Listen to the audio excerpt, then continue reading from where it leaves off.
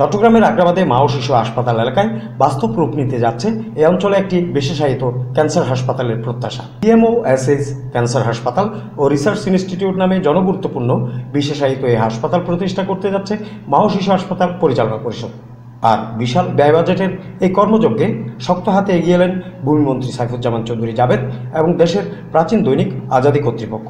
4 ফেব্রুয়ারি বৃহস্পতিবার দুপুরে হাসপাতাল প্রাঙ্গণে এর নির্মাণ কাজের ভিত্তিপ্রস্তর স্থাপন করতে এসে ভূমিমন্ত্রী জাবেদ দিলেন 6 কোটি টাকা এবং ক্যান্সার হাসপাতাল বাস্তবায়ন কমিটির চেয়ারম্যান ও দৈনিক আজাদী সম্পাদক M A মালিক দিলেন 1 কোটি টাকার অনুদান। উদ্বোধনী বক্তব্যে ক্যান্সার এবং করোনা সম্পর্কে ভূমিমন্ত্রী বলেন, অনেক বিশেষজ্ঞের আশঙ্কাকে উড়িয়ে দিয়ে আল্লাহর রহমতে বাংলাদেশে করোনা খুব ক্ষতি না করলেও একটা সাংঘাতিক পরিস্থিতি গেছে। মন্ত্রী ওই পরিস্থিতিতে চট্টগ্রামের মা ও শিশু হাসপাতালের চিকিৎসা সেবার অবদানের ভূয়সী প্রশংসা করেন। কিন্তু আপনারা, আমি জানি না আপনাদের মনে আছে কিনা, একটা পিক পিরিয়ড দিয়েছিল। ইট ওয়াজ মান্থ অফ মে 2020। এই 2020 সালের মেতে পিক টাইম, একেবারে ঘরে ঘরে। আমার মনে হয় এখানেও যারা আছে সবাই মানে আপনার আপনজন এই চলে যাচ্ছে, ও মারা যাচ্ছে, এদিকে হসপিটালে, এইদিকে মহাশিশু হাসপাতালে যায় না। আমার মনে হয় আসলে দেখেন তো একটু ভাই কিছু করা যায় কিনা, এখানে একটু ভর্তি করা যাওয়া। পিক টাইম দিয়েছিল কিন্তু ওই সময় যাওয়া হয়ে গিয়েছিল।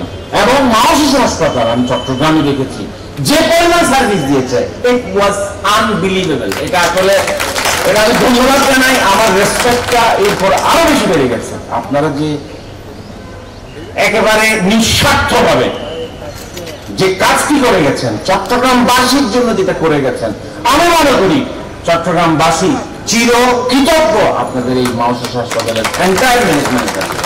আপনারা সাহসিকতার পরিচয় দিয়েছেন। অনেক ডাক্তার পালিয়ে গিয়েছিল এখান থেকে, চট্টগ্রাম থেকে, হাসপাতালে আসে নাই, কিন্তু মা ও শিশু হাসপাতাল সে সার্ভিসকে দিয়ে গেছে,